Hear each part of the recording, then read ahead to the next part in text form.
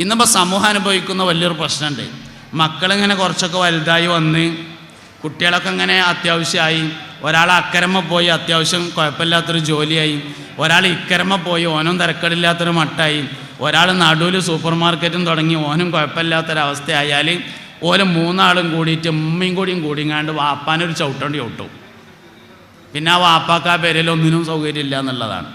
ഉമ്മയും മക്കളും ഒന്നായി കുട്ടികൾ ശേഷം വലുതായാൽ ബാപ്പാക്ക് ആ പേരിൽ ഒരു സീറ്റും ഇല്ല. നഴ്സറി കുട്ടി വണ്ടിയിൽ നിന്ന് ഇറങ്ങി വരുമ്പോൾ ഒന്ന് കാത്തിക്കുക, രാവിലെ മീൻകാരൻ വരുന്നത് വെയിറ്റ് ചെയ്യുക, വൈകുന്നേരം ടോർച്ച് എടുത്തുങ്ങാണ്ട് പള്ളിക്കൊക്കെ പോവുക. ഇങ്ങനെയൊക്കെയുള്ള ആർക്കും പറ്റാത്ത കുറച്ച് പരിപാടികൾ മാത്രമായി വാപ്പാക്ക്. പെരയിലൊരു കാര്യം വാപ്പാനോട് കൂടിയാലോചിക്കൂല, ഒരു വിഷയത്തിൽ അഭിപ്രായം ചോദിക്കൂല, ഒന്നും പറയില്ല, ഒക്കെ അവസാന നിമിഷത്തിൽ മാത്രം. ഒരു മനുഷ്യൻ്റെ വലിയൊരു ബോധം ഉണ്ടല്ലോ, വാപ്പ എന്ന് പറഞ്ഞ ബോധം എന്നും നിലനിൽക്കണം. വാപ്പ എന്ന ബോധം നിലനിൽക്കേണ്ടത് വാപ്പ മരിക്കുന്നത് വരെയല്ല, മകൻ മരിക്കുന്നത് വരെയാണ്. എൻ്റെ വാപ്പ എന്നുള്ള വിചാരം വാപ്പ മരിച്ചാലും പോകാൻ പാടില്ല എന്നാണ്.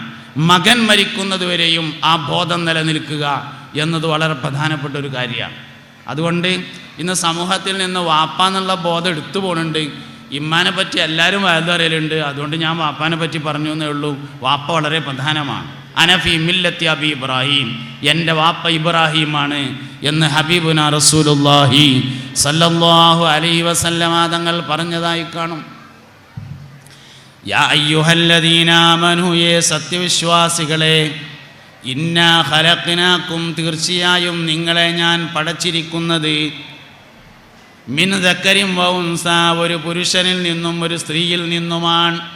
വജഅൽനാകും, നിങ്ങളെ നാം ആക്കിയിരിക്കുന്നു, ശുഉബൻ വ ഖബായില, വ്യത്യസ്ത ഗോത്രങ്ങളും കുടുംബങ്ങളുമാക്കിയത്, ലിതഅറഫു, അഡ്രസ്സിന് വേണ്ടി മാത്രമാണ്. ലിതഅറഫു എന്ന് പറഞ്ഞാൽ അഡ്രസ്സ്. മൂസ, 5 മൂസ ഉണ്ട്, എങ്ങനെ അറിയാം? ഒന്ന് വില്ലൻ മൂസയാണ്, അങ്ങനെ അറിയും. ലിതഅറഫു, നിങ്ങളുടെ അഡ്രസ്സിന് വേണ്ടിയാണ്. ഇന്ന അക്രമക്കും ഇൻദല്ലാഹ്, നിങ്ങളുടെ കൂട്ടത്തിൽ അള്ളാൻ്റെ അടുക്കൽ ഏറ്റവും ബഹുമാനമുള്ളവൻ, അത്ഖാക്കും, നിങ്ങളുടെ കൂട്ടത്തിൽ ഏറ്റവും പടച്ചോനെ പേടിയുള്ളവനാണ്. എല്ലാ വെള്ളിയാഴ്ചയും ജുമഅക്ക് എന്നാൽ 2 ഖുതുബ ഉണ്ടാവും. 2 ഖുതുബക്ക് ഒരേ വിഷയമാണ് തഖ്വ. നമ്മൾ വെള്ളിയാഴ്ച ജുമഅക്ക് പോവല്ലോ, വെള്ളിയാഴ്ച ജുമഅക്ക് എന്നാൽ 2 ഖുതുബ ഓതും ഇമാമ്. 2 ഖുതുബയുടെയും വിഷയം ഒന്നാണ്, തഖ്വയാണ് വിഷയം. യാ അയ്യുഹന്നാസ് ഇത്തഖുല്ലാഹ ഹഖ തുഖാതിഹി. അതുകൊണ്ട് അള്ളാൻ്റെ അടുക്കൽ പോരിശ കിട്ടണമെങ്കിൽ അള്ളാനെ പേടിച്ച് ജീവിക്കണം എന്ന ഒരു കാര്യത്തെ, എന്നൊരു വലിയ വിഷയത്തെ നമ്മൾ ഉൾക്കൊള്ളണം എന്ന് ഉപദേശിക്കലാണ് ഈ സദസ്സിൽ എൻ്റെ ഏറ്റവും പ്രധാനപ്പെട്ട ഡ്യൂട്ടി എന്ന് ഞാൻ മനസ്സിലാക്കുന്നു.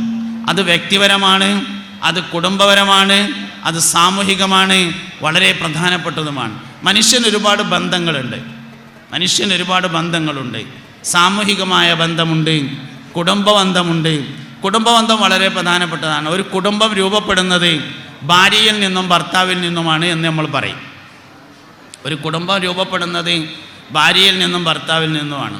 സോഷ്യോളജിയുടെ കാഴ്ചപ്പാടും ഇസ്ലാമിൻ്റെ കാഴ്ചപ്പാടും ആ വിഷയത്തിലൊരു വ്യത്യാസമുണ്ട്. സോഷ്യോളജി പറയുന്നത് ആദിമ മനുഷ്യന്മാർ സഞ്ചാരികളായിരുന്നു. ലോകത്തിൻ്റെ വിവിധ ഭാഗങ്ങളിൽ പോയി അവർ സഞ്ചരിച്ച് കിട്ടുന്ന കായ്കനികളൊക്കെ പറിച്ചു തിന്ന്, അതുകൊണ്ട് മനുഷ്യൻ്റെ തറവാടിന് പ്രാധാന്യമുണ്ട്. അത് അവൻ്റെ വാപ്പാൻ്റെ പ്രാധാന്യമാണ്. ഖിദർ നബി അലൈഹി ഇസ്ലാമും മൂസ നബി അലൈഹി ഇസ്ലാമും കൂടി യാത്ര ചെയ്ത ഒരു കഥ അൽ കഹ്ഫ് സൂറത്തിലുണ്ട്. അതിൽ 3 സംഭവങ്ങളുണ്ടായി. 1 കപ്പൽ പൊളിച്ചത്, 2 മതിൽ നന്നാക്കി കൊടുത്തത്, 3 ഒരു കുട്ടിയുടെ തല പിടിച്ചുകൊണ്ട് പിരിച്ചത്. 3 സംഭവങ്ങളുണ്ടായി. ഖിദർ അലൈഹി ഇസ്ലാമും മൂസ നബി അലൈഹി ഇസ്ലാമും യാത്ര ചെയ്യുമ്പോൾ മൂസ നബി അലൈഹി ഇസ്ലാമിന് ദേഷ്യം വന്നു. എന്ത് പണിയപ്പോൾ ഈ കാട്ടണതെന്ന് ചോദിച്ചു. നിങ്ങൾക്ക് ഞാൻ എല്ലാം പറഞ്ഞുതരാമെന്ന് പറഞ്ഞു. അങ്ങനെ അവസാനം വിശദീകരിച്ചു കൊടുത്തു. അതിൽ ഒരു കാര്യം, ഞാൻ ആ മതിൽ നേരാക്കിയില്ലേ, അത് ആ മതിലിൻ്റെ താഴെ അങ്ങാടിയിൽ താമസിക്കുന്ന ചില കുട്ടികളുടെ സമ്പത്തുണ്ടായിരുന്നു. അതുകൊണ്ടാണ് ഞാൻ ആ മതിൽ നേരാക്കിയത്. വക്കാന അബൂഹുമാ സാലിഹ, ഓല വാപ്പൊരു നല്ല മനുഷ്യനായിരുന്നു എന്ന് പറഞ്ഞു സയ്യിദ്ന ഖിദർ അലൈഹിസ്സലാം. വക്കാന അബൂഹുമാ സാലിഹ, ഓല വാപ്പൊരു നല്ല മനുഷ്യനായിരുന്നു എന്നുള്ളിടത്ത് തഫ്സീർ പരിശോധിച്ചാൽ കാണും ഈ പറഞ്ഞ വാപ്പ ഈ കുട്ടികളെ നേരെ വാപ്പല്ല, ഏഴാമത്തെ വാപ്പയാണ്. നമ്മളെപ്പോഴും കേൾക്കുന്ന അത് കുഴപ്പമില്ല, എപ്പോഴുന്നോട്ടെ. കുട്ടികൾക്ക് പുറത്ത് ഒരു കളറിങ്, ചിത്രരചന മത്സരം എന്നിവ നടക്കുന്നുണ്ട് എന്നാണ്. ഇനിയിപ്പോൾ ഓല് ഇവിടുന്ന് എല്ലാവരും കൂടി പോകുമ്പോൾ അതൊരു ഒച്ചപ്പാടാവുമെന്ന് അറിയില്ല. മുതിർന്നവർക്ക് സീറ്റ് കിട്ടും എന്നുള്ളൊരു ഗുണമുണ്ട്. പിന്നെ ഒരു പ്രശ്നമുണ്ട്, കുട്ടികൾ പോകുമ്പോൾ ഒപ്പം രക്ഷിതാക്കളും പോകുകയാണെങ്കിൽ പിന്നെ അതുകൊണ്ട് കാര്യമില്ല. എന്തായാലും സംഭവം അറിയിക്കാൻ വേണ്ടി പറഞ്ഞിട്ടുണ്ട്. പുറത്ത് ഇല്ലേ, കുട്ടികളതൊരു ശല്യമില്ല. കുട്ടികൾ ഇതിനെ സംബന്ധിച്ച് കുട്ടികൾ ശല്യമില്ല. വലിയൊരു വർത്തമാനം പറഞ്ഞാൽ ശല്യമാണ്. വലിയൊരു സദസ്സെന്ന് പറഞ്ഞാലും ശല്യവും, സ്റ്റേജ് എന്ന് പറഞ്ഞാലും ശല്യവും. അതേ സമയത്ത് കുട്ടികൾ പറഞ്ഞാൽ എനിക്കൊരു ശല്യമില്ല. വലിയൊരു പറയാൻ സമ്മതിക്കൂല എന്നേ ഉള്ളൂ. കുട്ടികൾ എന്ത് ഒരു പറഞ്ഞു ഇവിടെ നിന്ന് തല കുത്തി മറിഞ്ഞാലും എന്നെ സംബന്ധിച്ച് പ്രശ്നമൊന്നുമില്ല. 200 കുട്ടികൾ വർത്തമാനം പറഞ്ഞതിൻ്റെ ഇടയിൽ നമ്മൾ മദ്രസയിൽ ക്ലാസ് എടുക്കുന്നത്, ഒരു പ്രശ്നം ആ വിഷയത്തിലില്ല. പക്ഷെ വലിയൊരുക്ക് അത് അനുവദിക്കപ്പെടില്ല എന്നുള്ളതാണ്. വേറെ കുഴപ്പമൊന്നുമില്ല. എന്തായാലും കുട്ടികൾക്ക് പുറത്ത് കളറിങ്, ചിത്രരചന മത്സരം നടക്കുന്നുണ്ട്. താല്പര്യമുള്ള കുട്ടികൾക്ക് അതിലേക്ക് പോകാവുന്നതാണ്. ഇത് ശ്രദ്ധിക്കുക എല്ലാവരും. ഞാൻ ഈ പറയുന്ന കാര്യങ്ങൾ ഇതിലേക്ക് ശ്രദ്ധ കൊണ്ടുവരണം. ഖിദർ അലൈഹിസ്സലാമും മൂസ നബി അലൈഹിസ്സലാമും യാത്ര ചെയ്തു. അതിൽ മതിൽ നന്നാക്കി കൊടുക്കാൻ കാരണം പറഞ്ഞത് ഓല വാപ്പൊരു നല്ല മനുഷ്യനാണ് എന്നാണ്. അവിടെ എല്ലാ തഫ്സീറുകളിലും കൊടുത്തിട്ടുണ്ട്. ആ വാപ്പ ഈ കുട്ടികളെ നേരെ വാപ്പല്ല, ഏഴാമത്തെ വല്ലിപ്പയാകുന്നു. വല്ലിപ്പാൻ്റെ ഗുണം പേരക്കുട്ടിക്ക് കിട്ടും എന്നുള്ളതിൻ്റെ തെളിവാണത്. വല്ലിപ്പാൻ്റെ ഗുണം പേരക്കുട്ടിക്ക് കിട്ടും. അതുകൊണ്ടാണ് നമ്മൾ വല്ലിപ്പാരെ മഹത്വം പറയണത്. മുഹമ്മദ് ബിൻ ഇസ്മായിൽ അൽ ബുഖാരി എന്നാണ് ഇമാം ബുഖാരി റളിയല്ലാഹു അൻഹുവിൻ്റെ പേര്. ബുഖാരി എന്നുള്ളത് മൂപ്പര പേരല്ല. ഇമാം ബുഖാരി റളിയല്ലാഹു അൻഹുവിൻ്റെ പേര് മുഹമ്മദ് എന്നാണ്. വാപ്പാൻ്റെ പേര് ഇസ്മായിൽ എന്നാണ്. ബുഖാരി എന്നത് വല്ലിപ്പയാണ്. വല്ലിപ്പയാണ് ഒരു മനുഷ്യൻ്റെ ഫളല്. ഇമാം ഷാഫി റളിയല്ലാഹു അൻഹു നമ്മളെപ്പോഴും കേൾക്കും, ഷാഫി എന്ന് മൂപ്പര പേരല്ല. ഷാഫി ഇമാമിൻ്റെ പേര് മുഹമ്മദ് എന്നാണ്. വാപ്പാൻ്റെ പേര് ഇദ്രീസ് എന്നാണ്. ഷാഫി എന്ന് പറയുന്നത് ഇമാം ഷാഫി റളിയല്ലാഹു അൻഹുവിൻ്റെ വല്ലിപ്പയാണ്. സയ്യിദ് അഹ്മദ് അൽ കബീർ റിഫായി റളിയല്ലാഹു അൻഹു, റിഫായി എന്നുള്ളത് മൂപ്പര പേരല്ല, അഹമ്മദ് എന്നാണ് ബഹുമാനപ്പെട്ട ഷെയ്ഖ് റിഫായി റളിയല്ലാഹു അൻഹുവിൻ്റെ പേര്, അഹ്മദാണ്. റിഫായി എന്നത് റിഫായി ഷെയ്ഖിൻ്റെ ഏഴാമത്തെ വല്ലിപ്പയാണ്. ഏഴാമത്തെ വല്ലിപ്പാൻ്റെ പേരാണ് റിഫായി എന്ന് പറഞ്ഞത്. മനുഷ്യന് അവൻ്റെ വാപ്പാൻ്റെയും വല്ലിപ്പാൻ്റെയും പ്രാധാന്യമുണ്ടായിരിക്കും. അതുകൊണ്ടാണ് പാരമ്പര്യത്തിൻ്റെ പ്രാധാന്യം എന്ന് പറയുന്നത്. പാരമ്പര്യമുള്ളവർക്ക് വേഗത്തിൽ വിജയിക്കാൻ പറ്റുന്നതാണ് പാരമ്പര്യം. രാഷ്ട്രീയക്കാരനായ വാപ്പാൻ്റെ മകന് രാഷ്ട്രീയത്തിൽ വിജയിക്കാൻ പറ്റും. മോല്യരായ വാപ്പാൻ്റെ മകന് മോല്യരായി വിജയിക്കാൻ പറ്റും. കച്ചവടക്കാരനായ വാപ്പാൻ്റെ മകൻ കച്ചവടത്തിൽ വിജയിക്കാൻ പറ്റും. കച്ചവടക്കാരനായ വാപ്പാൻ്റെ മകനെ ഹിഫ്ദിന് കൊണ്ടാക്കിയാൽ വിജയിക്കൂല എന്നല്ല, പ്രയാസമാണ്. ഹാഫിളായ മകനെ കൊണ്ടുപോയിട്ട് കച്ചവടത്തിനാക്കിയാലും വിജയിക്കൂല എന്നല്ല, പ്രയാസമാണ്. പാരമ്പര്യം വളരെ പ്രധാനമാണ്. ഏത് വിഷയത്തിലെയും പാരമ്പര്യം വളരെ പ്രധാനമാണ്. ഇൽമിലും അങ്ങനെ തന്നെയാണ്, പൊതുപ്രവർത്തനത്തിൽ അങ്ങനെയാണ്, രാഷ്ട്രീയത്തിൽ അങ്ങനെയാണ്. നമ്മൾ സ്ഥാനമാനങ്ങൾ ഒരു മനുഷ്യന് കൊടുക്കുമ്പോൾ പാരമ്പര്യം നോക്കണം. നമ്മൾ മഹല്ല് കമ്മിറ്റിയാണ്, മദ്രസ കമ്മിറ്റിയാണ്, കുടുംബ കമ്മിറ്റിയാണ്, എന്തോ ആയിക്കോട്ടെ, സ്ഥാനമാനങ്ങൾ നൽകുമ്പോൾ പാരമ്പര്യം വളരെ പ്രധാനപ്പെട്ടതാണ്. ഏതൊരു മനുഷ്യനും അവൻ്റെ പാരമ്പര്യത്തിൽ വേഗം വിജയിക്കാൻ പറ്റും. കർഷകനായ വാപ്പാൻ്റെ മകന് കൃഷിയിൽ വേഗത്തിൽ വിജയിക്കാം. കച്ചവടക്കാരനായ വാപ്പാൻ്റെ മകന് കച്ചവടത്തിൽ വിജയിക്കാം. ഡ്രൈവറായ വാപ്പാൻ്റെ മകന് ഡ്രൈവിങ്ങിൽ വിജയിക്കാൻ പറ്റും. പാരമ്പര്യം വളരെ പ്രധാനമാണ്. 7 തലമുറ വരെ ഉണ്ടായിരിക്കും അതെന്നാണ്. ബഹുമാനപ്പെട്ട അലി റളിയല്ലാഹു അൻഹും ഫാത്തിമ ബി റളിയല്ലാഹു അൻഹയും തമ്മിൽ ഒരിക്കൽ ഒരു സംഭവം ഉണ്ടായി. ഫാത്തിമ ബിക്ക് പനി ഉണ്ടായിട്ട് പനി മാറിയപ്പോൾ ഒരു ദിവസം ഉച്ചയ്ക്ക് അലി റളിയല്ലാഹു അൻഹു ഭക്ഷണം കഴിക്കാൻ വേണ്ടി വന്നത്. അപ്പോൾ ഫാത്തിമ ബി പറഞ്ഞു, അലിയാരെ ഒരു ഉറുമാമ്പഴം കിട്ടുകയാണെന്ന് പറഞ്ഞു. അലി റളിയല്ലാഹു അൻഹുവിൻ്റെ കീശയിൽ ഒരു ഉറുമാമ്പഴം വാങ്ങാനുള്ള പൈസ ഉണ്ടായിരുന്നു.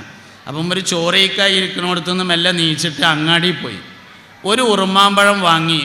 മടങ്ങി വരുമ്പോൾ വഴിയിൽ ജയിൽ മോചിതനായി വരുന്ന ഒരാളെ കണ്ടു. ജയിലിൽ നിന്ന് വരികയാണ് ഒരാൾ. അയാൾ പറഞ്ഞു, അലിയാരെ ഭക്ഷണം കഴിച്ചിട്ട് ഒരുപാട് ദിവസമായിട്ടുണ്ട്, തിന്നാൻ പറ്റിയ എന്തെങ്കിലും ഉണ്ടെങ്കിൽ തരണം എന്ന് പറഞ്ഞു. അലി റളിയല്ലാഹു അൻഹുവിൻ്റെ കയ്യിൽ ഫാത്തിമ ബീവിക്ക് കൊണ്ടുപോകണ ഒരു ഉറുമാമ്പഴം ഉണ്ടായിരുന്നു. ആ ഉറുമാമ്പഴം കൊടുത്തു. മൂപ്പരിങ്ങനെ കുറേ നേരം ആലോചിച്ച് പഠിച്ചോനെ, ഞാൻ ഇപ്പോൾ ഈ ഉറുമാമ്പഴം ഇയാൾക്ക് കൊടുക്കണോ ഫാത്തിമാക്ക് കൊണ്ടുപോകണോ? ഫാത്തിമാക്ക് എന്തായാലും ഭക്ഷണമില്ലായിട്ടല്ലല്ലോ, പൂതിയായിട്ടല്ലേ, ഇയാൾക്ക് ഭക്ഷണമില്ലായിട്ടാണല്ലോ, അപ്പോൾ ഭക്ഷണത്തിന് 1-ാം സ്ഥാനം കൊടുക്കാം എന്ന് തീരുമാനിച്ച് അയാൾക്ക് കൊടുത്തു. രണ്ടാമതൊന്ന് വാങ്ങാൻ പൈസ ഇല്ല. അങ്ങനെ ഫാത്തിമാബീൻ്റെ അടുത്തേക്ക് ചെന്നു, ഭക്ഷണം കഴിക്കാൻ വേണ്ടിയിരുന്നു. അപ്പോൾ ഫാത്തിമാബി ചോദിച്ചു, അങ്ങോട്ട് പോയ മാതിരി അല്ലല്ലോ ഇങ്ങോട്ട് വന്നത് എന്ന് പറഞ്ഞു. അങ്ങോട്ട് പോയപ്പോൾ വലിയ സന്തോഷത്തിലാണ് പോയത്. ഇങ്ങോട്ട് വന്നപ്പോൾ മുഖത്തിനെന്തോ ഒരു മാറ്റം ഉണ്ടല്ലോ എന്ന് പറഞ്ഞു. അപ്പോൾ അലി റളിയല്ലാഹു അൻഹു പറഞ്ഞു, ഫാത്തിമ, ഒരു ഉറുമാമ്പഴം തന്നണമെന്ന് നീ ആഗ്രഹം പറഞ്ഞു. എൻ്റെ അടുത്തൊരു ഉറുമാമ്പഴം വാങ്ങാനുള്ള പൈസ ഉണ്ടായിരുന്നു. അങ്ങനെ ഞാൻ അങ്ങാടിയിലേക്ക് അത് വാങ്ങാൻ വേണ്ടി പോയി. ആ ഉറുമാമ്പഴം വാങ്ങി ഞാൻ മടങ്ങി വരുമ്പോൾ വഴിയിൽ നിന്ന് ഒരാളെ കണ്ടു. അയാൾ ഭക്ഷണം കഴിച്ചിട്ട് കുറേ ദിവസമായി എന്ന് പറഞ്ഞപ്പോൾ ഞാൻ ആ ഉറുമാമ്പഴം അയാൾക്ക് കൊടുത്തു. രണ്ടാമതൊന്ന് വാങ്ങാൻ പൈസ ഇല്ലാത്തതുകൊണ്ട് ഞാൻ അങ്ങനെ വന്നതാണ്, അതാണ് ടെൻഷൻ എന്ന് പറഞ്ഞു. ഫാത്തിമ ബി പറഞ്ഞു, നിങ്ങളത് കൊടുത്തതുകൊണ്ട് എനിക്ക് വലിയ സന്തോഷമായി, കൊടുത്തിട്ടില്ലെങ്കിൽ ഞാൻ ആകെ ടെൻഷനായിരുന്നു എന്ന് പറഞ്ഞിങ്ങനെ ഇരിക്കുമ്പോൾ അബ്ദുല്ലാഹിബിനു അംറുബിനുൽ ആസ് റളിയല്ലാഹു അൻഹു അങ്ങോട്ട് കയറി വന്നു. അംറുബിനുൽ ആസ് റളിയല്ലാഹു അൻഹു പിൽക്കാലത്ത് കൂഫയിലെ ഗവർണറായ ആളാണ്. ആള് ഗൗരവമുള്ള സമീപനക്കാരനാണ്. എന്നാൽ ഇടക്ക് തമാശ ഉണ്ടാവും, അങ്ങനെയാണ്. അംറുബിനുൽ ആസ് റളിയല്ലാഹു അൻഹു വലിയ ഗൗരവമുള്ളൊരു പ്രകൃതക്കാരനാണ്, എന്നാൽ ഇടക്ക് തമാശയും കാണിക്കും. ഇങ്ങനത്തെ ഒരാളായിരുന്നു. അംറുബിനുൽ ആസ് റളിയല്ലാഹു അൻഹു കയറി വന്നിട്ട് മൂപ്പരെ കയ്യിൽ ഒരു ഉറ ഉണ്ടായിരുന്നു, ഒരു കീസറ. അത് അലിയാർക്ക് കൊടുത്തു. അപ്പോൾ അലി റളിയല്ലാഹു അൻഹു തുറന്നു നോക്കി, അതിൽ 9 ഉറുമാമ്പഴമുണ്ട്. അലി റളിയല്ലാഹു അൻഹു പറഞ്ഞു, അംറേ, ഈ ഉറുമാമ്പഴം എനിക്കുള്ളതാവൂലട്ടോ പറഞ്ഞു. അംറുബിനുൽ ആസ് പറഞ്ഞു, അല്ല, ഇത് നിങ്ങൾക്കുള്ള തന്നെയാണ്, തരാൻ വേണ്ടി ഒരാളെ ഏൽപ്പിച്ചതാണ് എന്ന് പറഞ്ഞു. അലി റളിയല്ലാഹു അൻഹു പറഞ്ഞു, ഈ ഉറുമാമ്പഴം എനിക്കുള്ളതാവാൻ ഒരു സാധ്യതയില്ല എന്ന് പറഞ്ഞു. അംറുബിനുൽ ആസ് പറഞ്ഞു, ഉറപ്പായിട്ടും നിങ്ങൾക്കുള്ള തന്നെയാണ്, എന്താ നിങ്ങൾക്കുള്ളതല്ല എന്ന് പറഞ്ഞതെന്ന് ചോദിച്ചു. അതിൽ പറഞ്ഞു, ഞാൻ ഒരാൾക്കൊരു ഉറുമാമ്പഴം കൊടുത്തിട്ടുണ്ട്, അതിന് പകരമായി എനിക്ക് ഉറുമാമ്പഴം കിട്ടുകയാണെങ്കിൽ 10 ഉണ്ടാവും. കാരണം മുഹമ്മദ് നബി സല്ലല്ലാഹു അലൈഹി വസല്ലമ അൽ ഹസനത്തു ബി അശ്രി അംസാലിഹ, ഒരു നന്മ 10 ഇരട്ടി കൊണ്ട് തിരിച്ചു നൽകുമെന്നാണ് പറഞ്ഞിട്ടുള്ളത്.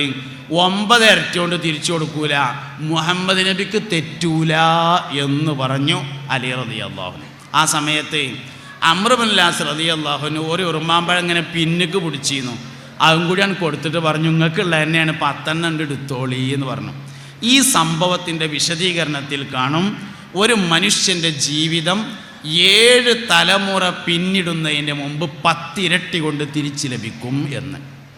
ഒരു മനുഷ്യൻ്റെ ജീവിതം 7 തലമുറ പിന്നിടുന്നതിൻ്റെ മുമ്പ് 10 ഇരട്ടിയായി തിരിച്ചു കിട്ടുന്നതാണ്. ഉദാഹരണം പറയാം, ഒരാൾ ധർമ്മിഷ്ഠനായിരുന്നു എന്ന് വിചാരിക്കുക. ഒരാൾ ദാനധർമ്മങ്ങൾ കൊടുക്കുന്ന ആളാണ്. അവൻ്റെ 7 തലമുറ പിന്നിടുന്നതിൻ്റെ മുമ്പ് ഒരാൾ മുതലാളിയാവും. എല്ലാ വിഷയവും അങ്ങനെയാണെന്നാണ്. എല്ലാ വിഷയവും 7 തലമുറ പിന്നിടുന്നതിൻ്റെ മുമ്പായി ഏത് കാര്യവും 10 ഇരട്ടി കൊണ്ട് തിരിച്ചു ലഭിക്കും. നല്ലതിനെക്കുറിച്ച് മാത്രമാണ് ഞാൻ പറഞ്ഞത്, ചീത്തതും അങ്ങനെ തന്നെയാണ് കേട്ടോ.